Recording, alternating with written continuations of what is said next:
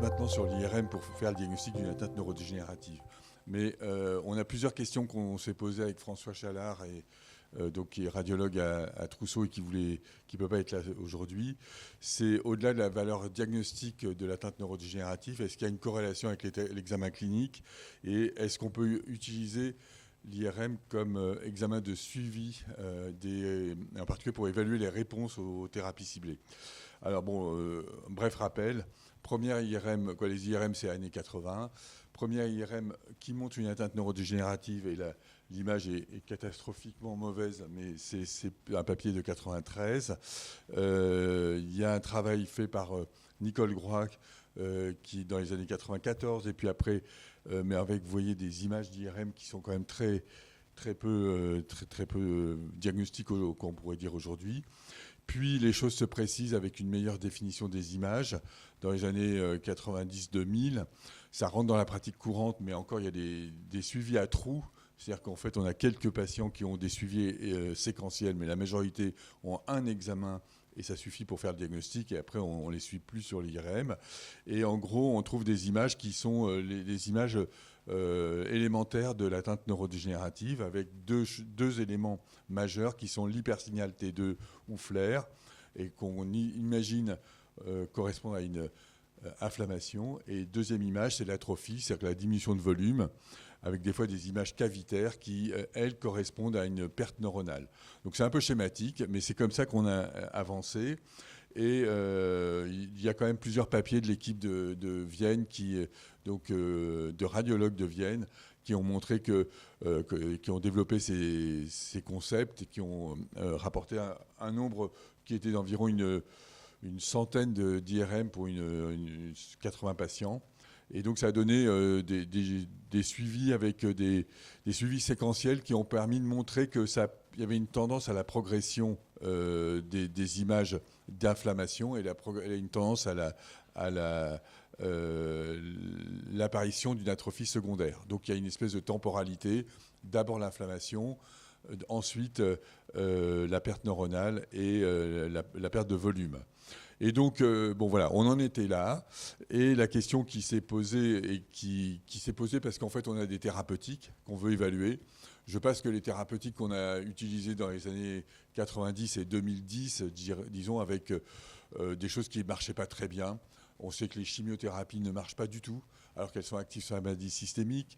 On sait que l'acide rétinoïque qui a été tenté n'avait pas d'effet vraiment durable. Les immunoglobulines ont été proposées et en fait, quand on regarde en détail, il n'y a pas d'effet. Mais clairement, la thérapie, les anti-MEC ou les anti-BRAF ont changé quelque chose. On sait qu'en tout cas, dans le même temps, l'IRM est devenu beaucoup plus accessible et sur la base de données, on a 2475 résultats d'IRM enregistrés pour 874 patients. Donc ça commence à être une base de données assez fiable, mais les questions restent. Est-ce que c'est corrélé à l'examen clinique et est-ce qu'on peut l'utiliser en suivi ? Alors on n'aura pas toutes les réponses et Francesco va présenter le topo suivant et donnera un peu plus d'éléments. Mais il y a deux problèmes où on a été confrontés. D'une part, la variabilité des protocoles des IRM avec des puissances du champ magnétique qui permettent d'obtenir le signal qui sont variables. Donc, mais le niveau tend à monter et à être beaucoup moins variable. Et puis la clinique, là aussi, il y a une variabilité des investigateurs, sachant que de toute façon, on travaille sur une maladie rare, en multicentrique, et donc forcément, on a besoin à la fois de critères solides, et puis de récupérer les informations, et puis de travailler. Donc il y a une grosse part de logistique pour avancer là-dessus. La première difficulté pour l'IRM, c'est quantifier les niveaux de gris. Alors bon, c'est assez simple quand ça va du blanc au noir, mais quand c'est le gris clair et le gris semi-clair, et puis selon comment vous éclairez votre image, vous avez des variations assez importantes. Et du coup, les radiologues ne sont pas toujours d'accord, même avec les mêmes images. Donc ça, il y a un travail à faire là-dessus, avec peut-être des gammes à donner pour les différentes réponses. Donc là, c'était un premier travail. On a utilisé avec François, mais aussi avec d'autres collègues, les critères qui étaient les critères des Viennois, et en particulier que Helmut Proch. Et donc, à travers cette histoire où il a regardé toute il rapportait une histoire avec plusieurs cas, mais il a aussi regardé 120 IRM, et il a essayé de catégoriser. Alors, les catégories, c'est moyenne, modérée, sévère, ou pas du tout. Donc ça fait 4 groupes, 0, 1, 2, 3. Il a regardé les zones du cerveau qui étaient les plus touchées. Avec ça, on s'est dit, on va peut-être scorer, quoi, tout bêtement. C'est-à-dire qu'on fait un score de 0 à 3 pour chaque atteinte, et dans des zones du cerveau qui sont le cervelet, le cortex, les noyaux gris centraux, le pont et la substance blanche du cervelet. Donc ça a fait un score qui va de 0 à 15. Donc ça, c'est un des aspects qui est l'inflammation. Deuxième aspect, l'atrophie. Alors l'atrophie, c'est un peu pareil, mais c'est aussi subjectif. Et il a fait un score sur l'atteinte du cervelet, cérébelleuse, et sur le cortex, 0 à 3. Là aussi, c'est assez élémentaire. On sait que Cho-Young, qui est une interne de chez Kay et de chez Ahmed, a fait un travail tout à fait remarquable sur un aspect qui était le volume du cervelet, qui a détaillé des aspects cet aspect d'atrophie pour essayer de mesurer et offrir une évaluation quantitative avec un système qui s'approche de l'intelligence artificielle. Vous mettez le scan ou l'IRM dans une machine, elle vous donne le volume dans les différentes zones. Donc c'est un peu ce qu'on espérerait faire pour tout l'ensemble des paramètres de l'atteinte cérébrale, mais là c'est qu'un paramètre, c'est sur l'atteinte, l'atrophie, sur le volume, et d'autre part c'était que chez des adultes parce que les enfants n'avaient pas il n'y avait pas d'ABAC, il n'y avait pas de référence pour les enfants. Donc c'est un travail sur un aspect, mais qui offre un élément de méthodologie, mais on voulait quand même utiliser nos données disponibles. Le deuxième élément qui nous manquait, c'était l'évaluation clinique.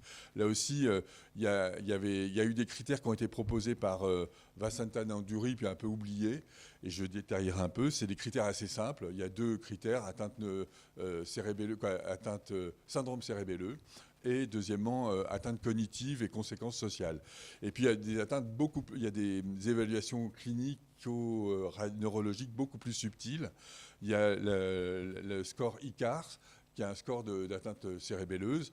Il y a un autre qui a été décliné avec un score qui s'appelle le score SARA.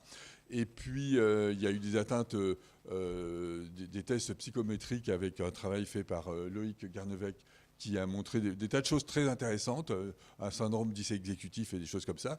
Mais non, malgré tout ceci suppose qu'en routine, pour des patients qui sont vus dans tout le territoire, on puisse recueillir ces informations qui sont des informations à trous, et ça ne semblait pas très, très faisable. On sait aussi que les mouvements oculaires peuvent être impactés, les potentiels évoqués. Donc tout ça fait qu'on a fait un choix très très simple de revenir aux critères dits de Nanduri, alors qui sont à 2 niveaux. Il y a ataxie sévère, c'est les critères qui sont en bas, je vais les mettre là, l'ataxie et les conséquences sociales. Alors l'ataxie, ça va de pas d'ataxie à ataxie sévère, avec un score ICAR qui va de 0 à plus de 40. Mais en fait, on imagine à 40, c'est des patients qui sont plus capables de marcher et qui sont en chaise roulante. Et puis, niveau des conséquences psychologiques, ça va de rien du tout.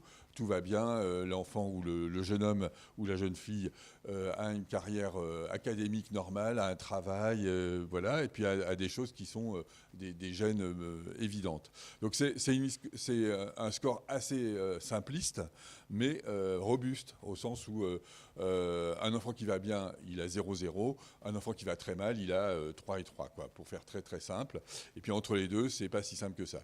Alors on a fait des premières corrélations entre le score Nanduri et le score d'inflammation.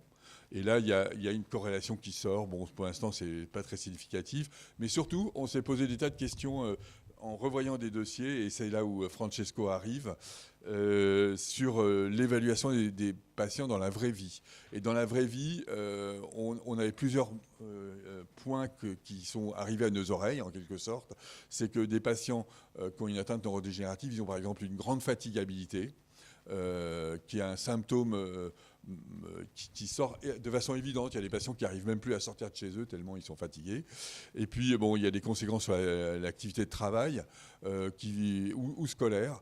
Des patients qui ne peuvent pas du tout travailler ou des patients qui ne peuvent pas du tout étudier ou qui ont besoin d'aide. Voilà, il y a différents critères. Et il y a aussi un autre item qui est sorti, c'est l'addiction. On avait pratiquement tous les patients qui ont une atteinte neurodégénérative sévère avaient des addictions variées, mais des addictions. Il peut y avoir des symptômes psychiatriques, des symptômes de l'agressivité. Donc on a élaboré une échelle qui est un peu plus large. Et puis le score IRM, on l'a un petit peu aussi agrandi en regardant les différentes zones anatomiques. Et on a impliqué des neuroradiologues. Alors il y avait France, mais il y a aussi Italie. Alors, il y en avait une principalement, Marzia Mortilla, mais il y a une autre neuroradiologue italienne et un Suédois. Et donc, on a fait voilà, ce travail, déjà un peu préliminaire de corréler le score clinique augmenté, je dirais, et l'IRM. Alors, on a eu beaucoup de souffrance dans ce travail parce que si vous voulez regarder des IRM à déjà 4 neuroradios, regardant une vingtaine de critères sur... alors on avait pris... on était à 12 IRM. 12 IRM à regarder, mais dans 3 pays européens. Bon, c'était pas de la tarte. Mais la concordance, au total, était assez médiocre, parce qu'on avait 65% de concordance entre radiologues. Donc, ça a fait un travail qui a continué. On a un petit peu resimplifié l'affaire.